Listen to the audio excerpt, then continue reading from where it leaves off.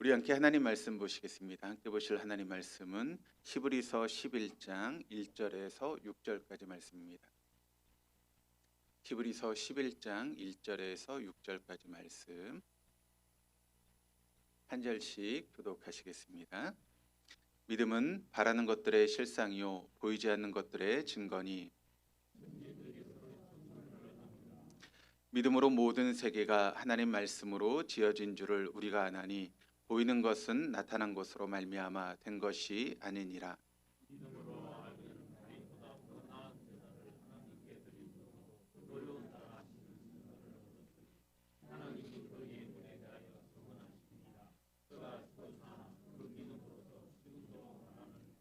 믿음으로 에녹은 죽음을 보지 않고 옮겨졌으니 하나님이 그를 옮기심으로 다시 보이지 아니하였느니라. 그는 옮겨지기 전에 하나님을 기쁘시게 하는 자라는 증거를 받았느니라.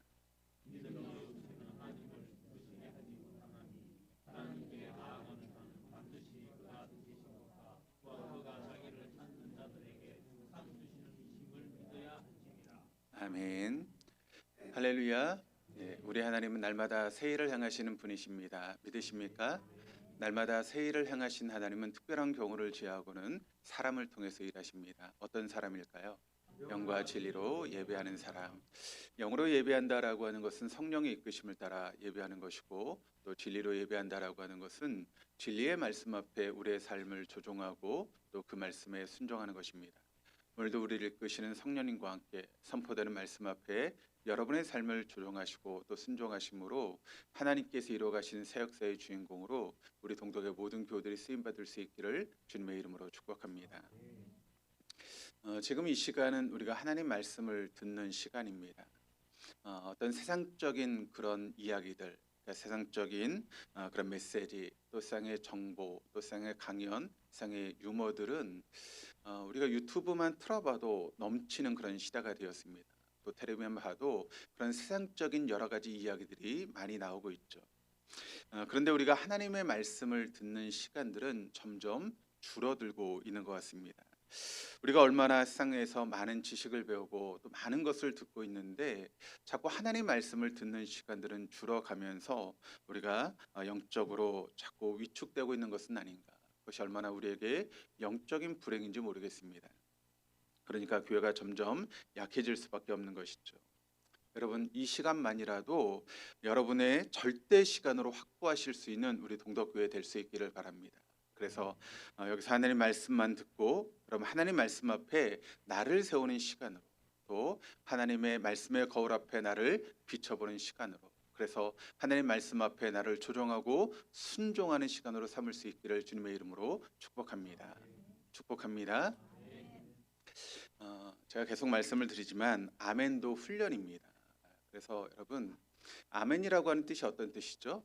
그대로 될 줄로 믿습니다. 그게 내게 이루어질 줄로 믿습니다. 라고 하는 그런 의미입니다. 내가 마음속으로 했으면 됐지, 꼭 아멘을 해야 돼 라고 하는 그런 마음이 있을 수도 있는데, 그럼 그것도 영적인 교만일 수 있습니다. 하나님, 우리가 입으로 시인해야 된다라고 말씀하고 있는데, 우리가 입으로 시인할 때 그 말이 여러분 우리의 삶 가운데 그대로 이루어지는 것입니다. 그러므로 우리가 순종하는 마음으로, 그럼 제사가 순종이 제사보다 낫다라고 말씀을 드리는데, 우리가 아멘을 하면서 하나님 그 말씀이 내 말씀이 되게 해주십시오. 그 말씀이 내 삶 가운데 이루어질 수 있게 해주십시오라고 하는 그런 간절한 마음으로 아멘할 때 여러분 그 모든 말씀이 우리의 삶 가운데 이루어질 줄 믿습니다. 다시 한번 하나님 말씀 앞에 나를 조종하고 순종하시는 그런 축복의 시간이 될 수 있기를 주님의 이름으로 축복합니다. 우린 지난 시간에 나눴던 말씀을 다시 한번 복기하면서 계속 말씀을 이어가려고 하는데, 우리가 지난 시간에 보았던 말씀 빌립보서 2장 12절의 말씀을 같이 한번 읽어보시겠습니다. 그러므로 사랑하는 여러분, 여러분이 언제나 순종한 것처럼 내가 함께 있을 때뿐 아니라 지금과 같이 내가 없을 때에도 더욱더 순종하여서 두렵고 떨리는 마음으로 자기의 구원을 이루어 가십시오. 이 말씀의 핵심이 뭐라고 말씀을 드렸죠? 자기의 구원을 이뤄가야 된다라고 하는 것이 핵심이다라고 우리가 지난 시간에 말씀을 나눴습니다. 우리의 구원이라고 하는 것은 우리가 하나님의 선물로만 알고 있었는데, 여기 말씀을 보니까 자기의 구원이라고 하는 그런 말씀이 나오고 있습니다. 근데 여러분 이 말씀을 우리가 잘 이해할 수 있어야 됩니다. 우리의 구원에 있어서 전적인 하나님의 구원이 있습니다. 예를 들어서 십자가에 달려 죽으신 그 주님을 우리가 믿게 될 때 우리가 의롭게 된다라고 하는 것을 알고 있죠. 그것을 그래서 칭의라고 하는 단어를 쓰고 있습니다. 그런데 여러분 그 칭의라고 하는 것은 사실 과거에 있었던 그런 이야기 아니겠습니까? 그런데 미래는 우리에게 무엇이 주어지게 되는가 하면 그런 예수님을 영접함으로 인해서 우리가 의롭게 되는 그런 칭의의 은혜를 받은 사람들은 미래의 하나님의 나라로 우리가 이끌려 가게 된다는 것이죠. 그것은 하나님께서 우리에게 주시는 그런 은혜입니다. 그러니까 여러분 우리가 신앙생활이 좀 부족하고 다른 말로 이야기를 하면 개떡같이 신앙생활에도 이런 칭의의 은혜가 우리에게 있으면 우리는 반드시 천국을 가게 된다는 것이죠. 우리 하나님은 여러분 어떤 하나님이십니까? 하나님을 표현할 때 여호와 하나님이시다라고 우리가 이야기를 하는데 여호와라고 하는 말의 뜻이 여러분 어떤 뜻이라고 말씀을 드렸죠? 신실하신 하나님. 그러니까 한번 말씀하신 것은 반드시 이루시는 그런 신실하신 하나님이라고 하는 것이 바로 여호와라고 하는 그런 뜻입니다. 그렇기 때문에 그것이 하나님의 속성이죠. 그러니까 우리가 예수님의 그 보혈의 공로를 나의 은혜로 받아들이게 되면 하나님 우리를 천국으로 이끄실 수밖에 없는 것, 그것이 바로 하나님의 속성이라는 것이죠. 그렇기 때문에 우리는 무조건 천국을 가게 되어 있는 것입니다. 그런데 여러분 그게 전부가 아니라는 것입니다. 중요한 것은 우리가 이 땅에 살아가는 삶이 중요하다라고 말씀을 드렸는데 이 땅의 삶은 말씀대로 자기의 구원을 자기가 이루어가는 것이다라고 하는 것을 우리가 지난 시간 함께 말씀을 나눴습니다. 거기서요 모든 이 세상의 행복이 결정되게 된다는 것이죠. 그래서 여러분 하나님의 사람이라고 하는 사람들은 사단에게 휘둘려 살아가는 사람들이 아니고 성령의 이끄심을 따라 살아가는 사람들이 바로 하나님의 사람이라는 것입니다. 이걸 보여주고 있는데 여러분 우리가 이 땅에서 개떡같이 신앙생활에도 여러분 우리가 손해보는 것이 없습니까? 여러분 어떻게 생각하십니까? 우리가 이 땅에서 개떡같이 신앙생활에도 여러분 손해보는 게 없습니까?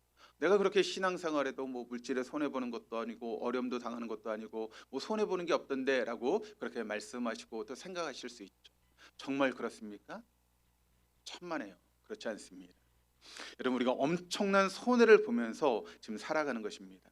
그런가 하면 물론 우리가 죽으면 천국에 가는 것은 당연하지만 이 땅에서 우리가 믿음의 삶을 살아갈 때 우리가 행복한 삶을 살아갈 수 있다는 것입니다.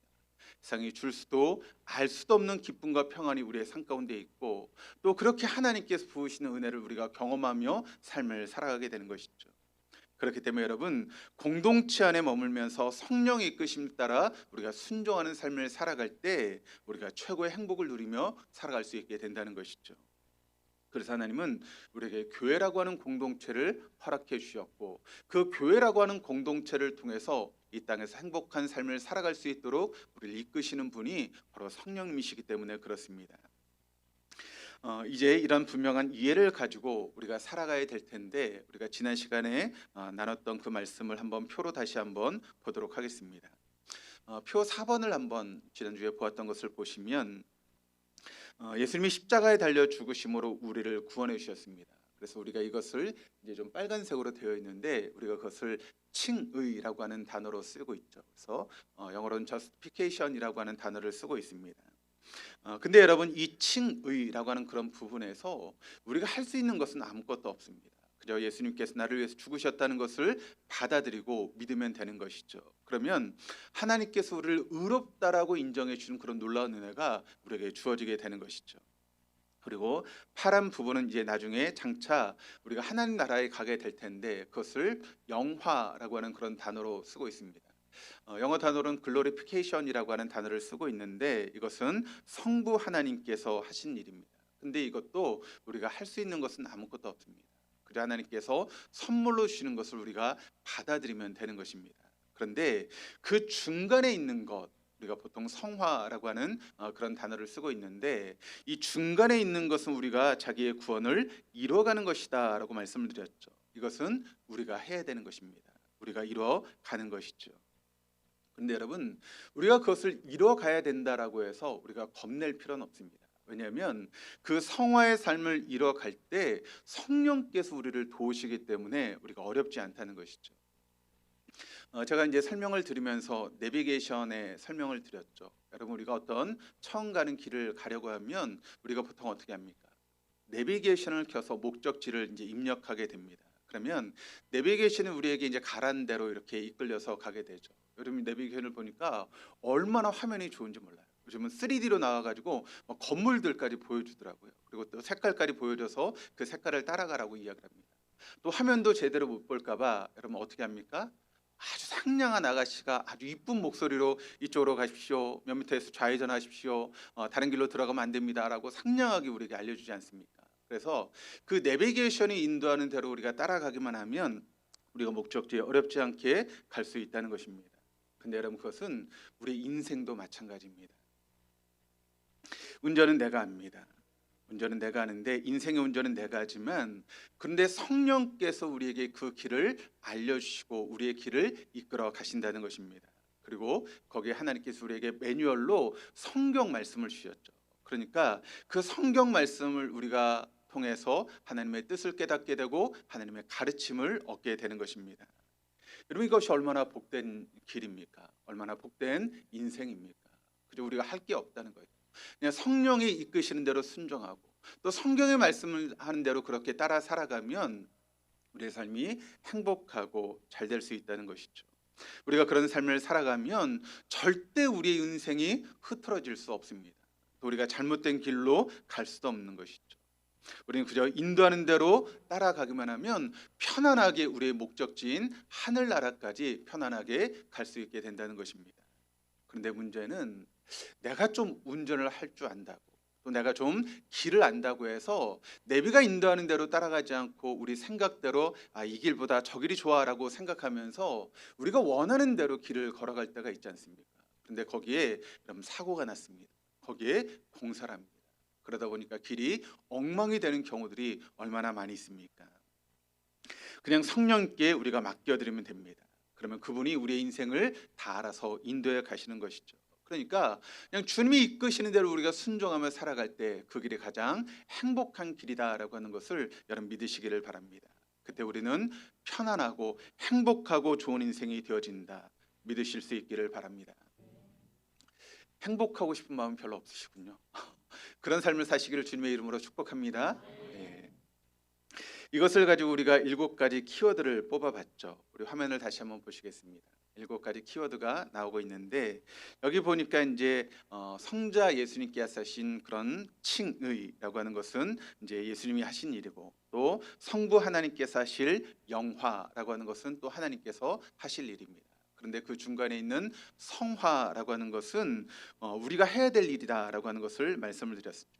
그래서 왼쪽에 있는 것은 예수님이 하신 것은 믿음이고 오른쪽에 하나님께서 하신 것은 운명이다라고 말씀드렸습니다. 그러니까 무엇으로부터 시작해야 되는가 하면 믿음으로부터 시작해야 된다는 것입니다.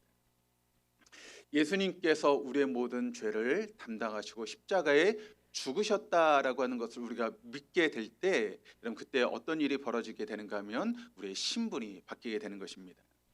영접하는 자 곧 그 이름을 믿는 자들에게는 하나님의 자녀가 되는 권세를 주셨으니라고 성경이 우리에게 분명하게 말씀하고 있죠. 그러니까 내가 예수님을 영접하는 순간 여러분 어떤 일이 우리의 삶 가운데 벌어집니까?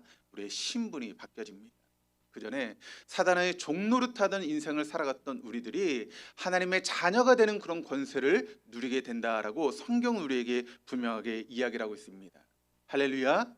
그렇습니다. 여러분의 신분이 바뀌게 된 것입니다.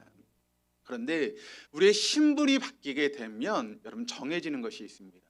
뭐가 정해지죠? 우리의 종착역이 정해지게 된다는 것입니다. 그게 바로 우리의 운명이다라고 말씀을 드렸죠. 여러분 우리의 운명이 사주팔자를 통해 정해지는 것이 아니라는 것입니다. 생년, 생월, 생일, 생시를 통해서 우리의 운명이 정해지는 것이 아니라 우리의 운명은 구원받은 우리의 종착정은 하늘나라라고 하는 것을 하나님께서 이미 결정하셨다는 것입니다. 이미 정해 놓으셨다는 것이죠. 그렇다면 우리가 해야 될 일이 무엇인가? 바로 성화의 삶을 우리가 살아가야 되는데 5가지다라고 말씀을 드렸습니다. 믿음을 가진 사람은 비전, 그러니까 꿈이 하나님의 꿈으로 바뀌게 되는 것입니다. 그러니까 하나님의 비전이 우리의 비전이 되는 것이죠. 그러면 그런 비전을 품은 사람들은 어떻게 되는가? 바로 생각이 바뀌게 된다는 것입니다. 그리고 생각이 바뀐 사람들의 말이 달라지기 시작합니다. 그리고 말이 달라진 사람들의 행동이 달라지게 되고, 행동이 달라질 때 우리의 습관이 바뀌게 된다는 것입니다. 그리고 우리의 운명으로 이어지게 된다. 이것을 우리가 하나하나씩 풀어가게 될 것입니다. 7가지 키워드를 가지고 이제 7주 동안 여러분과 하나하나 풀어가게 될 텐데, 이 7주의 시간을 통해서 여러분의 삶이 바뀌고 운명이 바뀌어지는 그런 놀라운 은혜가 있기를 주님의 이름으로 축복합니다. 오늘 그 중에서 첫 번째 믿음에 관한 말씀을 여러분에게 함께 보려고 하는데, 우리가 이 말씀을 나누기 전에 우리가 먼저 생각할 것이 있습니다. 그것은 무엇인가 하면, 믿음이다라고 이야기를 할 때 그 믿음이라고 하는 것은 두 가지가 있다라고 하는 것을 우리가 생각해야 됩니다. 첫 번째는 구원의 전제 조건으로서의 믿음이 있습니다. 두 번째는 우리가 은사로서의 믿음이 있다라고 하는 것을 우리가 생각해야 됩니다. 그런데 이 믿음이 두 가지인데, 우리가 자꾸 이 믿음을 혼돈해서 사용하는 경우들이 종종 있습니다. 그래서 우리가 혼동해서 자꾸 사용하다 보니까 때때로는 우리의 믿음이 혼란스러워지는 경우들이 종종 생기게 된다는 것이죠. 그런데 이 두 가지 믿음을 우리가 구분할 수 있어야 됩니다. 첫 번째, 구원의 전제 조건으로서의 믿음을 우리가 한번 살펴보게 되면, 에베소 2장 8절에서 9절까지 말씀을 같이 한번 읽어보시겠습니다. 여러분은 믿음을 통하여 은혜로 구원을 얻었습니다.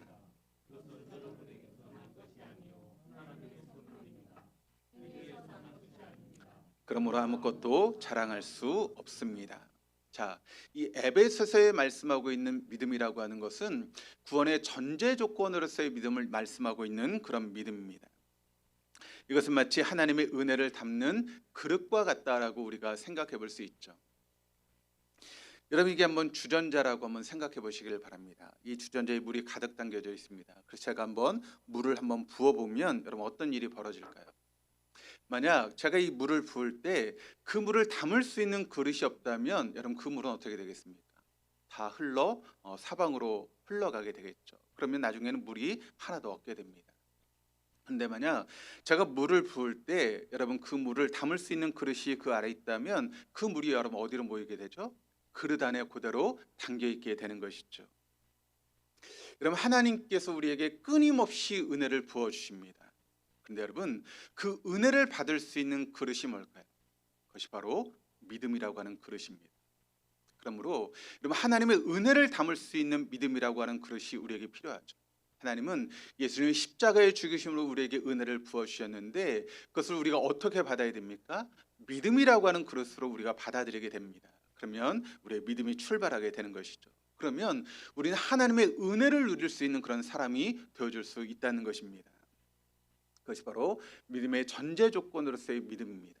두 번째 믿음은 어떤 믿음인가 하면 은사로서의 그런 믿음이 있다라고 성경은 우리에게 이야기를 하고 있는데, 마태복음 17장 20절 말씀을 같이 한번 읽어보시겠습니다. 내가 진정으로 너희에게 말한다. 너희에게 겨자씨 한 알만한 믿음이라도 있으면 이 산더러 여기에서 저기로 옮겨가라 하면 그대로 될 것이요 너희가 못할 일이 없을 것이다. 자, 이 마태복음 17장 말씀을 통해서 주님께서 말하고 있는 믿음이라고 하는 것은 어떤 믿음인가 하면 은사로서의 믿음, 그것을 말하고 있는 것입니다. 우리가 일반적으로 믿음이라고 하는 단어를 쓸 때 보통은 은사로서의 믿음을 이야기하는 경우들이 많이 있죠. 그런데 은사로서의 믿음, 이 믿음이 여러분 믿음의 성숙도와 여러분 정비례할까요? 그렇지 않을까요? 어떻게 생각하십니까? 은사로서의 믿음이 있는 사람들의 여러분 믿음의 성숙도와 정비례합니까? 그렇지 않습니까? 제가 너무 어려운 질문을 드렸죠. 여러분 어떻게 생각하십니까? 은사로서의 믿음을 가진 사람들은 믿음이 성숙한 사람들일까요? 다? 그렇지 않다라고 하는 것을 우리가 잊지 말아야 됩니다. 성숙한 믿음이 아님에도 불구하고 은사로서의 믿음이 강한 사람이 얼마든지 있을 수 있다는 것이죠. 그런데 이것을 마치 성숙한 믿음인 것처럼 우리가 착각하는 경우들이 있다는 것입니다. 그러니까 어떤 은사를 가지고 있는 분들이 저 사람은 믿음이 좋아라고 이야기를 할 때 믿음이 성숙한 것처럼 이야기하는데 그렇지 않을 수도 있다는 것이죠. 은사로서의 믿음은 있지만 그 믿음이 성숙하지 않은 믿음일 수도 있다라고 하는 것입니다. 그렇기 때문에 우리에게 정말 중요한 것은 구원의 전제 조건으로서의 믿음이 중요하다라고 하는 것을 알아야 됩니다. 그래서 믿음이 체계적으로 잘 자라가는 게 진짜 중요하죠. 물론 이것이 전혀 상관없는 것은 아닙니다. 우리가 믿음의 체계가 잘 잡혀가면서 은사로서의 믿음도 착착착착 점점점 자라가기 시작하는 것이죠. 그런데 그것이 언제나 정비례하는 것은 아니라는 것입니다.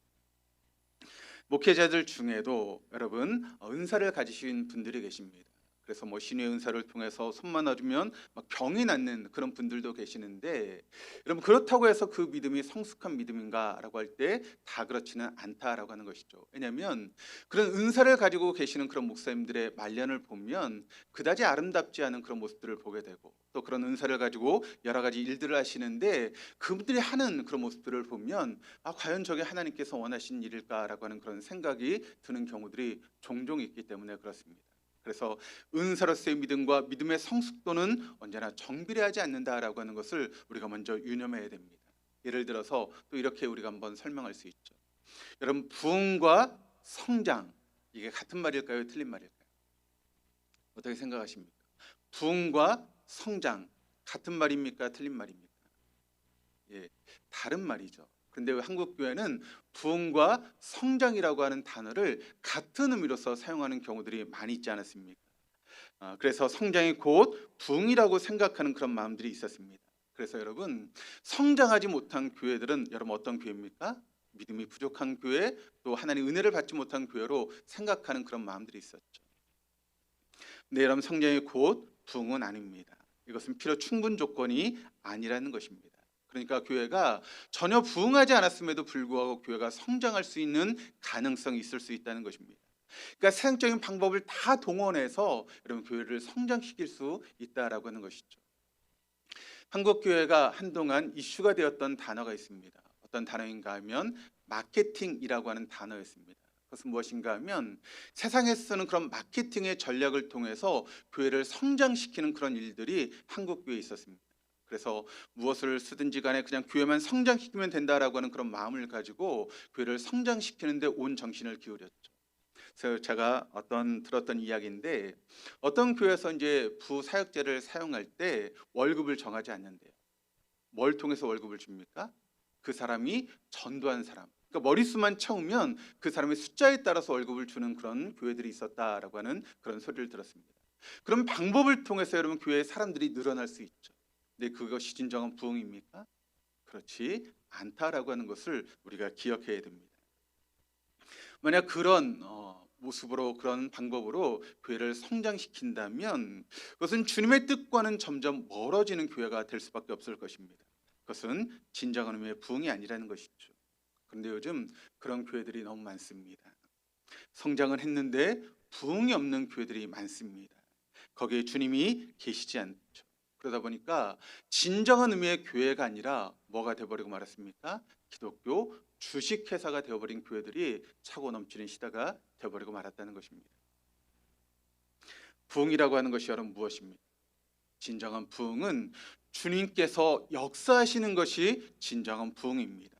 주님께서 내 안에 오셔서 우리 안에서 역사하셔서 나의 모든 것을 새롭게 바꾸시고 변화시키는 것이 바로 진정한 의미의 부흥이라는 것이죠. 그렇게 될 때 여러분 성장이 따라올 수도 있지만 그렇지 않을 수도 있다는 것입니다. 부흥하는데 교회가 성장은커녕 오히려 그 숫자가 줄어드는 교회도 있을 수 있다는 것입니다.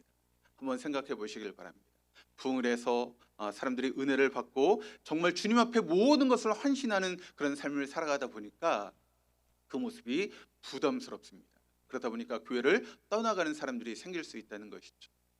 그런데 만약 그런 교회가 있다면 시간이 지나가면서 그 교회는 하나님의 은혜 안에서 성장할 수 있겠죠. 그럼 부흥을 갈망하는 사람들이 모여들 수 있기 때문에 성장할 수 있지만 어느 동안은 그 교회가 오히려 성장하지 못하고 줄어들 수 있는 그런 가능성도 있을 수 있다는 것입니다. 그런 것처럼 은사로서의 믿음과 이 구원의 전제 조건으로서의 믿음을 혼동해서는 안 된다라고 하는 것입니다. 그러다 보니까 자꾸 우리가 이것을 혼동하다 보니까 왜 나는 믿음이 없을까라고 하는 그런 마음이 생기게 되죠. 나는 뭐 은사도 없는 것 같고 아무리 손 얹어서 기도해도 병이 낫지 않는 것 같고 뭐 말씀의 능력도 없는 것 같은 그런 마음이 들다 보니까 착각하는 그런 마음들이 생기게 되는 것입니다. 그러다 보니까 점점 어려워지게 되는 것이죠. 그런데 여러분, 제가 이 전제 조건에서의 구원 믿음과 은사로서의 믿음을 다르다라고 하는 것을 이해하기 시작하면서 제 마음 가운데 편안해지기 시작했습니다. 제가 은사가 별로 없거든요. 그러다 보니까 그렇구나라고 생각하면서 제 마음에 편안히 찾아왔습니다. 그런데 여러분, 은사로서의 믿음이 그렇다고 해서 중요하지 않다라고 하는 것을 말씀드리는 게 아닙니다. 은사로서의 믿음도 참 중요합니다. 성공적인 목회를 하기 위해서 두 가지 중요한 은사가 있다라고 많은 사람들이 이야기를 합니다. 첫 번째는 다스림의 은사, 또 하나는 믿음으로서의 은사가 있어야 성공적인 목회를 할 수 있다라고 하는 그런 이야기들이 많이 있습니다. 그런데 다스림의 은사와 믿음으로서의 은사를 보니까 제가 그 부분이 너무 약해요. 제가 다스림의 은사가 없습니다. 제 성격을 여러분 아시는 것처럼 굉장히 내성적이지 않습니까? 그래서 사람들에게 뭐 하나 이야기하는 것도 굉장히 어려워요. 예를 들어서 교회 어떤 필요한 부품이 있어서 그것을 여러분에게 헌금을 통해서 우리가 이 부분을 해결해야 됩니다라고 얘기를 드려야 되는데, 그런 말 하니까 너무 어렵고 또 힘듭니다. 말은 하긴 하는데 이걸 제대로 얘기하는 것인지 제가 막 주눅이 들어서 그렇게 얘기하는 경우들이 종종 있습니다. 또 제 믿음이 얼마나 없는지 항상 부정적이고 항상 비관적인 그런 마음이 있습니다. 그래서 저희 집사람에게 자주 혼납니다. 그래서 제가 얼마나 간절히 기도했는지 모릅니다. 하나님, 저에게도 다스림의 은사를 주십시오. 하나님, 저에게도 믿음의 은사를 주십시오라고 그렇게 간절히 기도했습니다. 여러분, 이런 것들이 선천적으로 주어지는 사람들이 있습니다. 그런데 내가 필요해서 하나님 앞에 구하게 되면 하나님께서 그것을 주신다라고 하는 것을 여러분 믿으시기를 바랍니다. 그래서 저에게 그래도 처음 목회할 때하고 지금 비교해 보면 동의서에서 먹은 것처럼 얼마나 제가 많이 변했는지 모릅니다. 다스림의 은사도 믿음의 은사도 많이 커졌습니다. 그래서 얼마나 감사한지 모릅니다. 만약 여러분에게도 은사가 필요하시다면 하나님 앞에 구하시기를 바랍니다.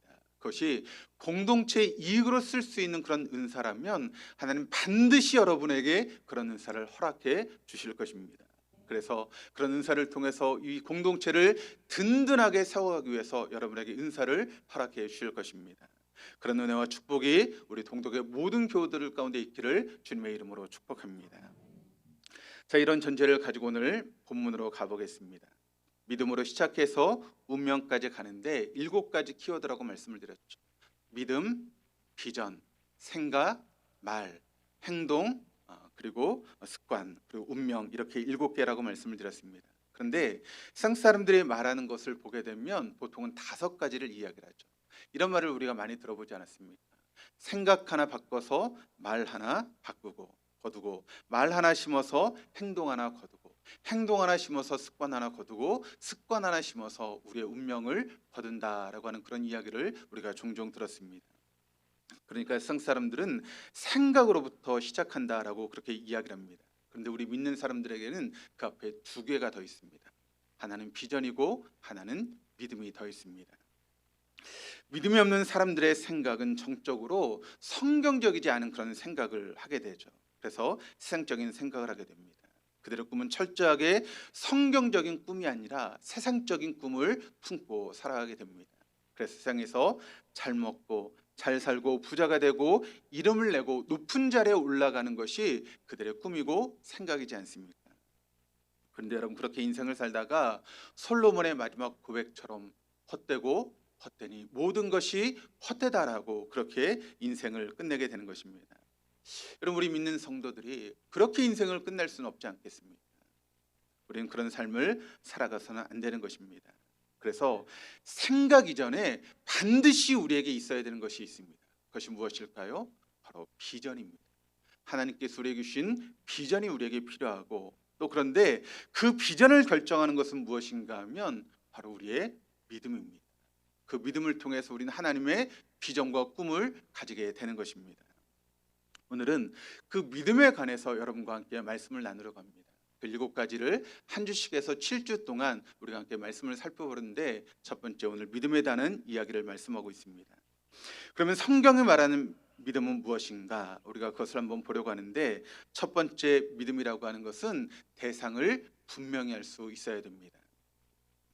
여러분, 믿지 않는 사람들, 세상에 믿음이 없는 사람들, 여러분 우리가 한번 생각해 보면 그 믿지 않는 사람들에게 믿음이 있을까요, 없을까요?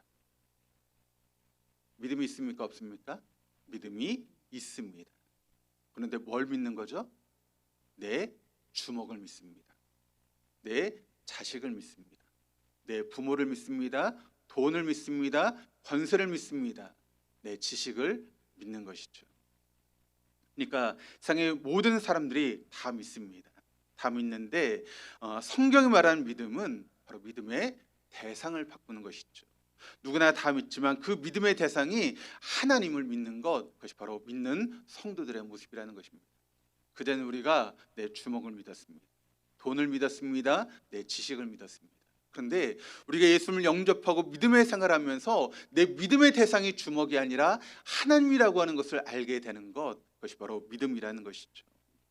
하나님 외에 그 누구도 믿을 대상이 되지 못한다는 것, 하나님 외에 그 누구도 믿을 존재가 되지 못한다는 것을 깨닫게 되면서 하나님 외에 믿음의 대상이 없다라고 하는 것을 깨닫는 것, 그것이 바로 우리의 중요한 믿음이다라고 하는 것을 여러분 잊지 마시기를 바랍니다. 그래서 오늘 본문 6절 말씀을 같이 한번 읽어보실까요? 믿음이 없이는 하나님을 기쁘시게 하지 못하나니 하나님께 나아가는 자는 반드시 그가 계신 것과 또한 그가 자기를 찾는 자들에게 상 주시니심을 믿어야 할지니라. 자, 여기 하나님에 대한 이야기를 하고 있는데, 여러분 하나님은 어떤 분이실까요? 우리가 믿는 하나님, 믿음의 대상이 되신 하나님을 우리가 알아야 그 하나님을 믿을 수 있는 것 아니겠습니까? 그런 하나님은 어떤 하나님이실까요?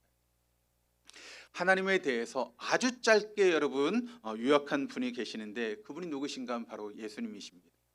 예수님이 제자들에게 가르쳤던 기도를 우리가 뭐라고 부르죠? 주기도라고 그렇게 부르죠. 그런데 그 주기도문이 여러분 어떻게 시작합니까? 하늘에 계신 우리 아버지여라고 그렇게 이야기를 하고 있는데, 여기 하나님의 모든 것이 담겨져 있습니다. 하나님에 대한 최고의 정의를 내리고 있는 것이 바로 이 주기도문의 그런 모습인데, 하늘에 계신 이것은 하나님의 초월성을 우리에게 이야기하고 있는 부분이고, 아버지여라고 하는 것, 우리 아버지여라고 하는 것은 하나님의 내재성을 이야기하고 있는 그런 부분입니다. 여기 하늘이라고 하는 것이 우리 눈에 보이는 그런 푸른 하늘을 의미하는 것이 아니죠. 바로 우리 너머에 계시는 그런 하나님의 거하시는 장소를 의미하고 있는 것입니다. 이것이 바로 하나님의 초월성을 말씀하고 있는데, 우리 하나님은 영원하십니다. 우리 하나님은 불변하십니다. 우리 하나님은 전지하십니다. 우리 하나님은 전능하십니다. 우리 하나님은 무소부지하십니다. 우리 하나님은 우리의 절대 주권자가 되시는 그런 분이십니다. 하나님 문을 여두면 닫을 사람이 없고, 하나님이 세우시면 무너뜨릴 사람이 없는 그런 하나님입니다. 그것이 바로 하나님의 초월성이죠. 그런데 하나님 이런 초월성만 있는 게 아니고 하나님의 내재성이 있다는 것입니다. 그분은 우리의 아버지가 되시는 분이시다라고 하는 것을 예수님이 우리에게 분명하게 가르치고 계시는 것이죠. 그런데 여러분, 우리가 성경을 읽어보시면 예수님 이전에 하나님을 아버지라고 부르는 사람이 단 한 사람도 없습니다. 어떤 믿음이 좋은 사람도, 어떤 율법학자도, 어떤 제사장도 하나님을 향해서 아버지라고 부르는 사람이 단 한 사람도 없었다는 것입니다. 그런데 예수님께서 이 땅에 오셔서 하나님을 뭐라고 부르십니까? 아빠, 아버지라고 부르신 것이죠. 그랬더니 여러분, 이것이 유대인들에게, 특히 율법학자들에게 이게 기가 막힐 노릇입니다. 아니 어떻게 그 거룩하신 하나님을 아빠, 아버지라고 부를 수 있어? 이건 말도 안 되는 일이라고 그렇게 생각하게 된 것이죠. 하나님의 가장 기본적인 이름이 무엇인가 하면 여호와라고 하는 그런 이름입니다. 그런데 이 여호와라고 하는 이 단어 자체를 이스라엘 사람들이 불렀을까요? 못 불렀을까요? 부르지 못했습니다. 이건 너무나 거룩한 이름이기 때문에 죄 많은 인간이 입에 담을 수 있는 그런 단어가 아닙니다. 그래서 유대인들이 이 여호와라고 하는 이름을 부르지 못했죠. 그래서 다른 이름으로 아도나이, 주라고 하는 그런 단어로 바꿔서 사용했습니다. 성경을 필사하는 사람들이 이제 성경을 쭉 써내려가지 않습니까? 그러다가 여호와라고 하는 단어가 나오면 어떻게 했을까요? 그 썼던 붓을 부러뜨립니다. 그리고 정결 예식이라고 해서 목욕을 합니다. 그리고 옷을 새로 갈아입습니다. 그리고 나서 새 붓으로 여호와라고 하는 단어를 쓰고 또 쭉 성경을 써내려갑니다. 그런데 여호와라고 하는 단어가 또 나오면 어떻게 되죠? 또 붓을 부러뜨립니다. 또 목욕을 합니다. 또 새 옷으로 갈아입고 또 여호와라고 하는 단어를 씁니다. 한 장의 여호와라고 하는 단어가 6번 나오면 어떻게 될까요? 6번을 붓을 부러뜨리고 6번 목욕을 하고 6번 새 옷을 갈아입고 나서 성경을 필사했던 것이 바로 유대인들의 모습입니다. 그런데 그런 하나님, 그런 거룩한 하나님을 향해서 지금 예수님이 뭐라고요? 아빠, 아버지라고 부르신 것입니다. 여러분, 그래서 결국 예수님이 어떻게 되셨습니까? 신성모독으로 십자가에 달려 죽으신 것이죠. 그만큼 사람들이 하나님을 몰랐다라고 하는 것입니다. 하나님 누구신지를 우리에게 알려주시기 위해서 예수님이 이 땅에 오신 것이죠. 그래서 예수님은 하나님을 계시하시는 그런 분이란 말입니다. 그래서 하늘에 계신 우리 아버지, 이 아버지라고 하는 말씀에 하나님의 내재성이 담겨 있는 것입니다. 여러분, 하나님은 어떤 분이시죠? 우리의 아빠, 아버지가 되시는 분이십니다. 이게 무슨 뜻일까요? 지금까지 에베네셀로 나의 모든 걸음을 인도하셨고 지금도 시퍼렇게 살아계셔서 임마누엘로 나의 삶을 주관하실 뿐만 아니라 영원 무궁토록 나와 함께 하시는 여호와 일의 하나님, 그분이 바로 나의 아빠, 아버지가 되신다라고 하는 것을 여러분 믿으시기를 바랍니다.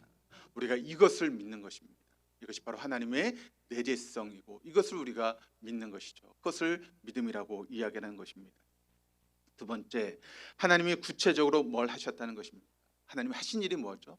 그 하나님이 어떤 일을 하셨는지를 알아야 우리가 하나님을 믿을 수 있는 것 아니겠습니까? 예수님 십자가에 달려 죽으셨습니다. 그 하나님은 그 죽으신 예수님을 다시 부활하셔서 살려주셨죠. 십자가에 살려 죽으심으로 예수 그리스도가 되셨는데 하나님께서 그분을 다시 살려주심으로 그분이 우리의 주가 되게 되신 것입니다. 그래서 우리는 부활 신앙을 가지고 살아갈 수 있게 된 것입니다. 이제 성령께서 오셔서 그 모든 것을 우리에게 깨닫게 해주셨습니다. 그렇다면 우리에게 이제부터 할 일이 생긴 것이죠. 어떤 일이 생겼을까요? 그 성령님의 이끄심을 따라서 우리가 살아가는 것입니다. 날마다 그 성령님을 초청하시고 또 성령께서 이끄신 대로 우리가 삶을 살아갈 때 우리는 어떤 삶을 살아갈 수 있는가 하면 부활 신앙을 가지고 살아갈 수 있는 그런 존재가 되게 된다는 것이죠. 부활 신앙이라고 하는 것은 그분이 다시 살아나신 것입니다. 어디서 다시 살아나셨죠? 영원한 하나님의 나라에서 다시 살아났습니다. 그래서 우리가 죽으면 잠자고 있다가 예수님께서 재림하실 때 우리가 다시 살아나서 하나님 나라로 가게 되는 것입니다. 그렇다면 이 땅에서 우리가 어떻게 살아가야 되는 것일까요? 그것은 우리가 현재적 부활 신앙을 가지고 나는 죽고 내 안에 주님께서 살고 계시다라고 하는 것을 믿으며 살아가는 것입니다. 그럼 나는 어떻게 살아가게 될까요? 바로 십자가의 진리를 붙잡고 사는 것입니다. 우리가 십자가를 생각하면 어떤 단어가 떠오르십니까?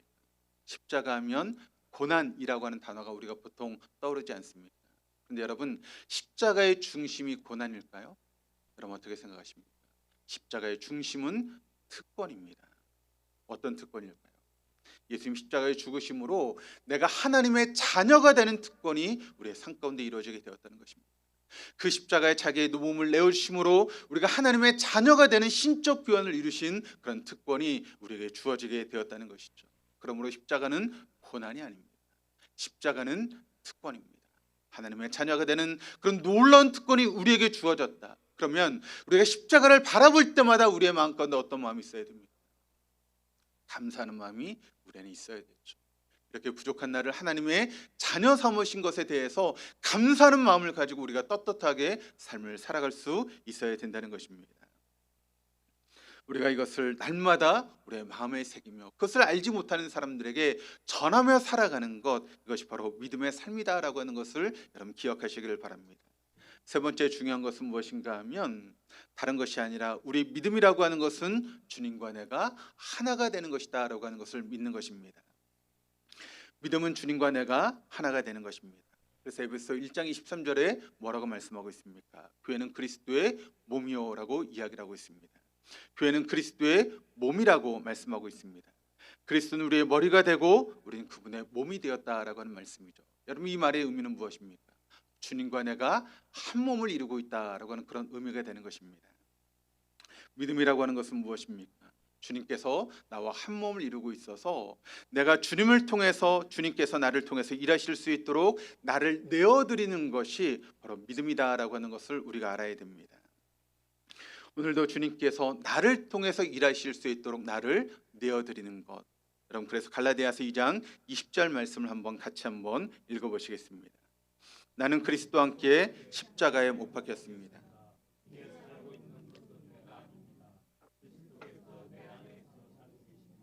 내가 지금 육신 안에서 살고 있는 삶은 나를 사랑하셔서 나를 위하여 자기 몸을 내어주신 하나님의 아들을 믿는 믿음 안에서 살아가는 것입니다. 아멘. 그렇습니다. 믿음이라고 하는 것은 주님이 내 안에서 일할 수 있도록 나를 내어드리는 것입니다. 내 시간을, 내 몸을, 내 물질을, 내 정신을, 모든 것을 주님 앞에 내어드리는 것, 그것이 바로 믿음이라는 것이죠. 그래서 우리는 매일 주님을 초청하는 것입니다. 주님, 내 안에 오시옵소서. 나를 통해서 일하십시오. 그래서 자동차 핸들은 내가 잡고 있겠지만 그 길을 주님께서 안내해 주셔서 주님이 인도하시는 대로 내가 삶을 살아가겠습니다. 그 살아가는 과정 가운데 내 생각을 내려놓고, 내 방법을 내려놓고, 내 이익을 내려놓고 주님께서 원하시는 대로 내가 순종하는 삶을 살아가겠습니다. 그것이 바로 믿음이라는 것입니다. 말씀의 거울 앞에 여러분 자신을 한번 비춰보시기를 바랍니다. 여러분은 성경의 말씀대로 온전히 주님을 믿고 계십니까? 믿음이 무엇인가에 대해서 우리가 함께 말씀을 나누는데 그 말씀대로 여러분 주님을 믿고 계십니까? 하나님은 초월적인 동시에 내재적인 분이십니다. 영원 불면, 전지전능, 무소부재, 절대 주권자가 되신 하나님. 그분이 문을 여시면 닫을 사람이 없고 그분이 세우시면 허물 자가 없습니다. 하나님의 초월성이죠. 내재성. 그런데 그분이 나의 아빠, 아버지가 되십니다. 할렐루야. 네. 두 번째, 그러면 그분이 뭘 어떻게 하셨다는 것입니까? 십자가에 달려 죽으심으로 우리를 죄에서 구원해 주셨을 때 하나님 앞에서 우린 하나님의 자녀로서 신분이 바뀌게 되었습니다. 이제 어떤 경우에도 사단이 우리를 넘보지 못합니다. 절대 우리를 넘볼 수 없습니다. 우리가 개떡같이 살아도 우린 천국에 가게 됩니다. 그것을 믿으시기를 바랍니다. 다만 이 땅에서 불행해서 문제가 되는 것이지 우린 천국에 가게 되는 것이죠. 이걸 분명히 우리가 믿을 수 있어야 됩니다. 이 두 가지는 정해져 있습니다. 이것은 바꿀 수도 없고 바뀌어지지도 않습니다. 그런데 이 땅에서 잘 살면 되는 것이죠. 그걸 위해 성령께서 우리에게 오신 것입니다. 성령이 이끄신 대로 살아가면 그 삶이 가장 행복한 삶이다라고 하는 것을 우리가 믿을 수 있어야 됩니다. 우리가 물질이 부족해도, 우리가 비록 가진 것이 없다 할지라도 성령의 인도하심을 따라 살아가는 삶이 가장 행복한 삶이라는 것입니다. 내가 많은 것을 누리고 있습니다. 내가 높은 자리에 올라갔습니다. 그럼에도 불구하고 성령의 이끄심과 상관없이 삶을 살고 있다면 그 삶은 가장 불행한 삶이다라고 하는 것을 여러분 믿으시기를 바랍니다. 이것을 절대 놓치지 마시기를 바랍니다. 우리 그러면 어떻게 해야 됩니까? 간단합니다. 자기의 속에는 옳은 대로 모든 것을 다 내려놓는 것입니다. 끊임없이 성령을 초청하고 성령께 묻고 성령 앞에 순종하는 그런 삶을 살아갈 때 우리는 행복한 삶을 살아갈 수 있게 된다는 것이죠. 그럴 때 여러분 우리의 삶 가운데 어떤 일이 벌어질까요? 주변의 사람들이 정리되기 시작합니다. 이런 믿음이 좋다라고 하는 증거가 뭘 보면 알 수 있는가 하면 내 주변에 어떤 사람이 있는가를 보면 우리가 믿음이 좋은지 아닌지를 알 수 있게 됩니다. 믿음이 좋아진 사람을 보면 만나는 사람들이 달라지기 시작합니다. 믿음이 좋아지고 예수님의 말씀 가운데 순종하며 성령이 이끄신 대로 삶을 살아가다 보면 그전에 그렇게 많았던 술 친구들이 다 사라졌습니다. 그리고 세상 모임이 많았는데 다 재미가 없어집니다. 그렇게 좋아서 그렇게 다녔던 골프 모임도 재미가 없어집니다. 고수도 모임도 재미가 없어집니다. 낚시 모임도 재미가 없어집니다. 또 그 주변에 그렇게 많았던 그 사람들이 다 어디로 갔는지 모르겠어요. 그리고 우리의 시간들은 온전히 교회 안에서 헌신하는 삶을 살게 되죠. 그리고 우리의 모든 일정이 교회로 꽉 차 있습니다. 모든 것의 중심이 교회가 됩니다. 그렇게 바쁘게 분주하게 삶을 살아가는데 그 안에 기쁨이 넘쳐요. 그렇게 행복할 수가 없습니다. 그럼 그런 경험이 있으십니까? 내가 시간을 들여서 교회에서 헌신하고 봉사하는데 하나님 주시는 기쁨이 내 안에 넘칩니다. 믿는 사람들 만나서 함께 삶에 대한 이야기를 나누고 예수님 내 삶 가운데 거하셨던 것을 간증하면서 그 시간들이 너무나 행복하고 좋아서 시간 가는 줄 모르고 살아가는 그런 삶이 우리의 삶 가운데 놓여지게 된다는 것이죠. 그런 삶을 우리가 살아가야 되지 않겠습니까? 그런 삶 속에서 주님이 주시는 기쁨과 은혜를 우리가 누려야 되는 것 아니겠습니까? 그저 세상의 분주한 가운데 여기 좋은 것이 있다 거기에 빠져서 시간을 들이고 또 이것이 좋다 그러면 거기에 빠져서 우리의 시간과 모든 것을 들이면서 분주하게 삶을 살아가면서 우리의 마지막에 헛되고 모든 것이 헛되다라고 그렇게 인생을 마치시겠습니까? 아니면 우리가 주님 안에 성령의 이끄심을 따라 살아가면서 주님께 주시는 은혜를 누리고 주님이 주시는 기쁨을 누리면서 세상이 줄 수도 할 수 없는 평안 가운데 삶을 살아가는 그런 삶을 살아가시겠습니까? 우리 동덕의 모든 교우들이 성령의 이끄심을 따라 하나님 주시는 기쁨으로 넘치고 내가 시간을 들이고 물질을 들면서 주님 앞에 일하는데 그 은혜가 넘쳐서 정말 기쁨이 넘치는 그런 삶을 살아갈 수 있는 우리 동덕의 모든 교우들 다 될 수 있기를 주님의 이름으로 축원합니다. 그것이 바로 믿음의 삶입니다. 믿음의 삶을 살아갈 수 있는 우리 모두가 될 수 있기를 주님의 이름으로 축복합니다.